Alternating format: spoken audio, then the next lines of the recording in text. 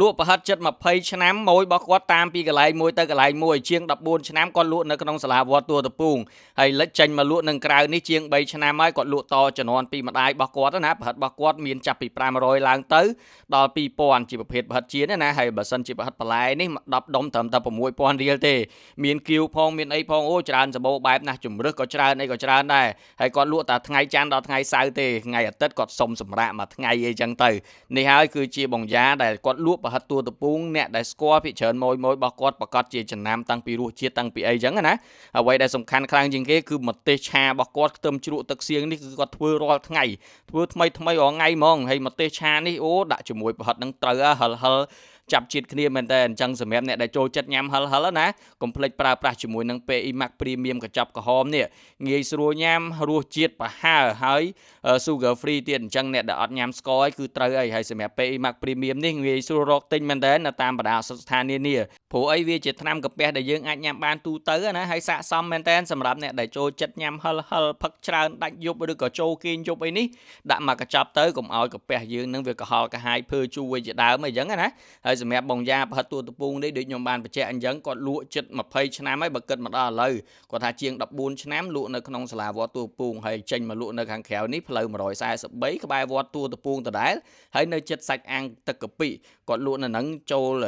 ជាង3ឆ្នាំហើយគាត់លក់ចាប់ពីម៉ោង11កន្លះព្រឹកតទៅរហូតដល់ម៉ោង8យប់អ្នកដែលធ្លាប់ទៅញ៉ាំអីនៅកន្លែងគាត់អាចមកសាកបានជាពិសេសមួយចាស់ណាហើយតម្លៃប្រហិតរបស់គាត់គឺតម្លៃសមរម្យធូរថ្លៃមែនតើប្រហិតខ្លះមួយត្រឹមតែ500រៀលទេមានដល់2000មានអីចឹងទៅដូចខ្ញុំបញ្ជាក់ពីខាងដើមចឹងហើយគាត់មានប្រហិតបន្លែនេះ10ដុំហ្នឹងត្រឹមតែ6000រៀលទេមានប្រូកូលីមានស្នៀតពោតមានអីដូចអ្នកនរគ្នាបានឃើញចឹងបាន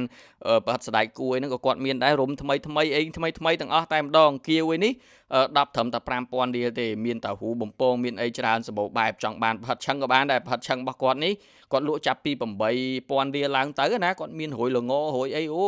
សុទ្ធតែពិសេសគាត់ឃើញក៏ស្រក់ទឹកមាត់ដែរហើយនេះគឺជាជំនាញរបស់គាត់ដែលគាត់លក់ប្រហិតតជំនាន់ពីមុនលក់តាំងពីម្ដាយតមកដល់កូនប៉ុន្តែអាជីពមួយនេះនៅតែ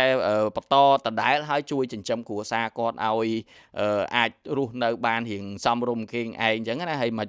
ចំណែកទៀតគឺគាត់យកថវិកាដែលលក់បានពីប្រហិតហ្នឹងយកទៅមើលជំងឺម្ដាយមើលអីចឹងទៅដោយសារម្ដាយគាត់រៀងចាស់រៀងអីដែរហើយអញ្ចឹងនេះគឺជារបរមួយដែលតពីជំនាន់មួយទៅជំនាន់មួយប៉ុន្តែនៅតែ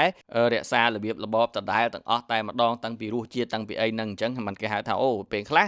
អ្នកលក់តជំនាន់មែនប៉ុន្តែតពីម្ដាយទៅកូនទៅបាត់បង់រសជាតិបាត់បង់អីចឹងណាប៉ុន្តែសម្រាប់គាត់គឺនៅតែរសជាតិដដែលអីទាំងអស់ហើយសំបីតែម្ទេសឆាខ្ទឹមជ្រក់ទឹកសៀងឯនេះក៏គាត់នៅតែបន្តគេហៅថាវប្បធម៌របស់គាត់ណាគឺធ្វើរៀងរាល់ថ្ងៃថ្មីរហូតតែម្ដងដើម្បីឲ្យភ្ញៀវហ្នឹងគាត់ទទួលទាននៅតែទទួលទានបាននៅភាពស្រស់នៃទឹកសៀងជាមួយនឹងខ្ទឹមជ្រក់របស់គាត់អីហ្នឹងអញ្ចឹងអ្នកដែលធ្លាប់ជាម៉ួយបង្យ៉ានៅទួលតពូងអាចទៅរកកន្លែងគាត់ថ្មីបាននៅផ្លូវ143ក្បែរវត្តទួលតពូងនឹងដដែលទេនៅចិត្តជាមួយនឹងសាច់អាំងទឹកកាពិហើយព័ត៌មានលម្អិតបន្ថែមខ្ញុំនឹងតម្លាក់ជូននៅក្នុង comment វីដេអូខាងក្រោមណាហើយវីដេអូខ្ញុំមានតែប៉ុណ្្នឹងទេអរគុណអ្នកទាំងអស់គ្នាដែលបានតាមដានវីដេអូមួយនេះចាំជួបគ្នានៅវីដេអូក្រោយទៀត